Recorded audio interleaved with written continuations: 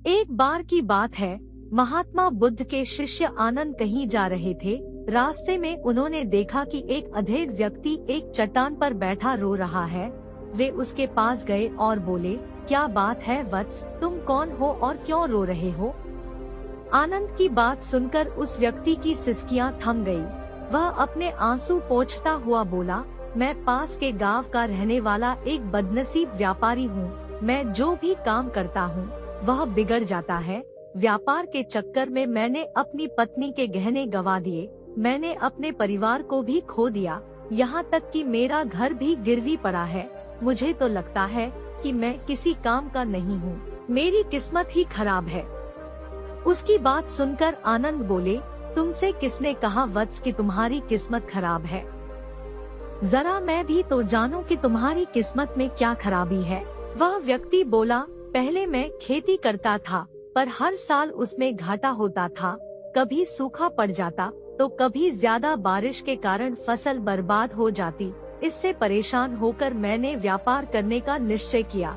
मैंने पत्नी के गहने बेचकर अपना व्यापार शुरू किया, लेकिन मेरा व्यापार नहीं चला। शुरू में परिवार वालों ने मेरा साथ दिया, लेकिन जैसे जैसे मुझे नुकसान होने लगा, मेरे परिवार वाले भी मुझसे दूर हो गए। मैं यह सब उनके लिए ही कर रहा था, लेकिन अब वे लोग मुझे देखकर नजरें फेर लेते हैं और मुझे ही मेरे परिवार की दुर्दशा का जिम्मेदार ठहराते हैं। उस व्यक्ति ने एक लंबी सी सांस ली और फिर बोला, मेरा एक मित्र है, उसने भी मेरे साथ अपना व्यापार शुरू किया था। उसका व्यापार अच्छा चल रहा है। वह जब भी मेरे घर आता है तो अपनी सफलता की कहानियाँ सुनाता है। उसकी बातें सुनकर मेरे घर वाले भी कहते हैं कि उसे देख और कुछ सीख। हमें तो लगता है कि तेरे वश का कुछ भी नहीं है। उन लोगों की बातें सुन कर अब तो मुझे भी लगने लगा है कि शायद मेरे वश का कुछ भी नहीं है। अब तो मुझे अपना जीवन ही व्यर्थ लगने लगा है। मेरे मन में ख्याल आता है कि अपना जीवन समाप्त कर लूं।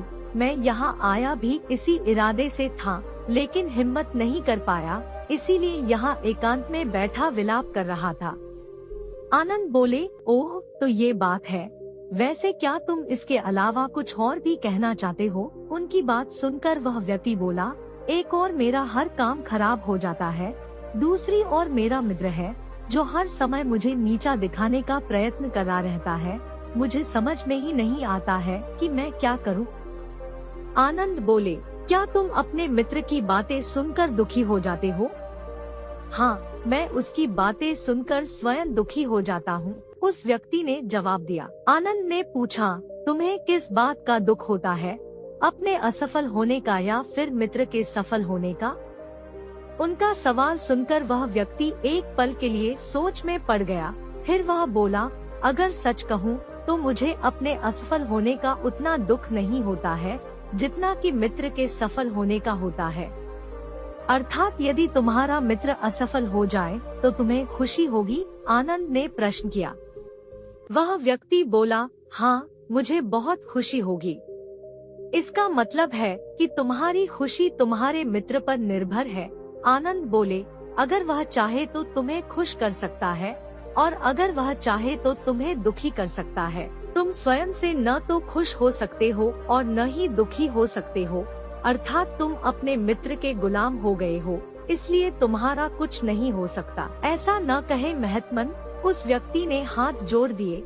आपकी बातें सुनकर मुझे कुछ आशा बंध रही है। आनंद बोले, जब हम किसी से आशा बांध लेते हैं तो उस पर निर्भर हो जाते हैं। ऐसे में हमारी खुशी और दुख भी उस पर निर्भर करने लगता है। इससे बेहतर है कि तुम अपने आप से आशा बांधो।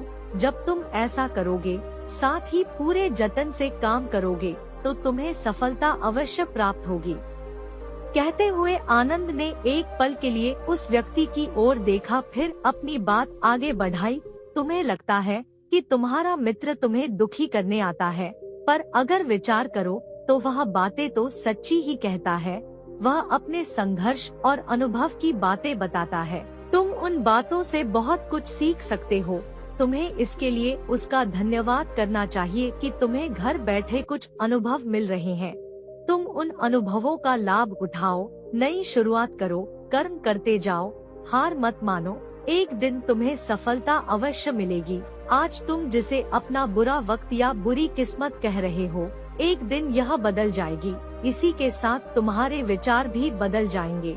और देखना, जब तुम्हारा अच्छा वक्त शुरू होगा तब तुम्हारा मित्र भी तुम्हें अपनी सफलताओं की कहानियाँ नहीं सुनाएगा, तब वह अपनी असफलताओं की बातें बताएगा, ताकि तुम उसकी बातें सुनकर भ्रमित हो जाओ, तुम्हारा आत्मविश्वास हिल जाए और तुम गलत निर्णय ले सको। लेकिन उस समय भी तुम्हें अपनी बुद्धि का प्रयोग करना होगा।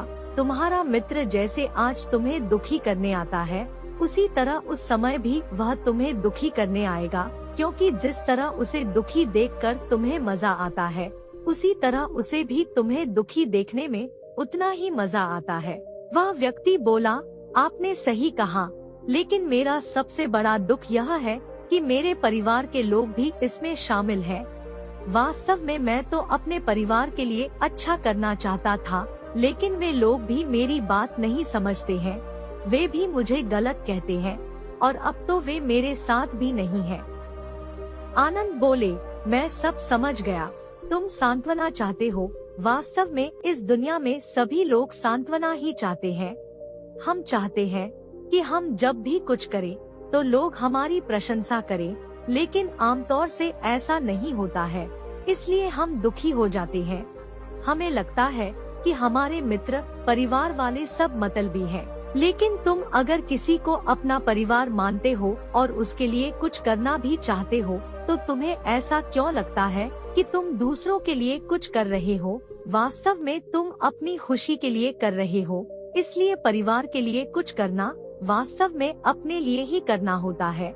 लेकिन अगर ऐसा करते समय तुम्हें लगता है कि तुम दूसरों के लिए कर रहे हो, तो तुम दुखी रहोगे, और अगर तुम्हें लगता है कि तुम अपने लिए कर रहे हो, तो तुम खुश रहोगे, क्योंकि जब तुम अपने लिए कुछ अच्छा करते हो या करना चाहते हो, तब तुम्हें सांत्वना की जरूरत नहीं पड़ती है। आनंद की बातें सुनकर उस व्यक्ति के चेहरे के भाव बदल गए। वह बोला, आप सही कह रहे हैं, मैं समझ गया हूँ। अब तक मेरी किस्मत खराब इसलिए थी क्योंकि वह दूसरों के हाथ में थी। अब मैं अपनी किस्मत को अपने हाथ में रखूंगा।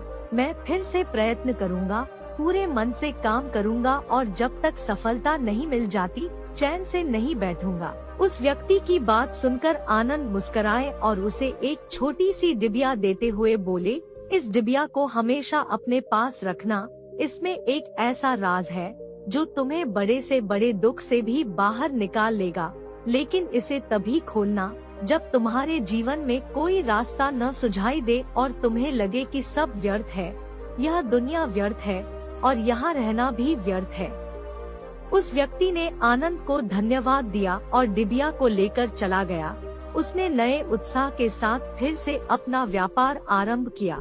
उसका व्यापार चल निकला। अपनी मेहनत और लगन के बल पर वह एक बड़ा व्यापारी बन गया। परिवार वाले भी उसके साथ आ गए और उसका जीवन हंसी खुशी बीतने लगा। अब वह भूतकाल का रोना छोड़ चुका था। वह भविष्यकाल की भी चिंता नहीं करता था, बस अपने वर्तमान को संवारने में लगा रहता था।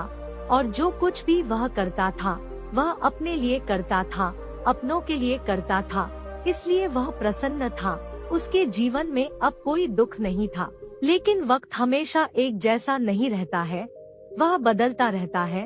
उसके जीवन में भी बदलाव आया। एक दिन उसके राज्य पर पड़ोसी राजा ने चढ़ाई कर दी। उसने इस राज्य पर अपना कब्जा कर लिया।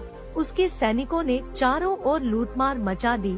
उन्होंने व्यापारी का सारा धन लूट लिया। उसके घर में आग लगा दी। जान बचाने के लिए उसे अपने परिवार के साथ वहाँ से भागना पड़ा। वह व्यक्ति अपने परिवार के साथ कई दिनों तक इधर उधर भटकता रहा। वह दाने दाने को मोहताज हो गया। उसका बच्चा बीमार हो गया। इलाज के अभाव में वह तड़पने लगा। यह देखकर उसका हृदय चीत्कार कर उठा। वह कैसे अपने बच्चे का इलाज कराए? उसके पास तो खाने के लिए भी पैसे नहीं थे। ऐसे में उसे एक बार फिर निराशा ने घेर लिया। उसे लगने लगा कि उसका जीवन व्यर्थ है, सारी दुनिया व्यर्थ है, किसी भी बात का कोई मतलब नहीं है। भले ही आप जीवन में कितना भी कुछ कर लो, कितनी भी सफलता हासिल कर लो, पर अंत तक यह जीवन समाप्त ही होता है। तो फिर ऐसे में जीवित रहने का क्या फायदा? इससे तो अच्छा है कि वह अपना जीवन समाप्त कर ले। लेकिन तभी उसके दिमाग में आनंद की दी हुई डिबिया कौंध उठी। उसने उत्सुकता के साथ उसे खोला। डिबिया के भीतर एक पर्ची रखी हुई थी। पर्ची पर कुछ लिखा हुआ था। उसे पढ़कर उसकी आंखों के आगे छाया निराशा का अंधेरा छंट गया और वह मुस्कुरा पड़ा। पर्ची पर लिखा हुआ था, यह समय भी बीत जाएगा। उसने डिबिया को अपनी मुट्ठी में भींच लिया और एक नई शुरुआत के लिए उठ खड़ा हुआ। दोस्तों, अगर आप भी ऐसी ही परिस्थिति से गुजर रहे हैं तो निराश न हो। अपने अतीत पर शोक मत करें, न ही भविष्य की चिंता करें। अपने वर्तमान को जिए और उसे बेहतर बनाने के लिए सच्चे मन से प्रयत्न करें। यकीन जाने, जल्दी ही आपकी किस्मत भी बदलने वाली है।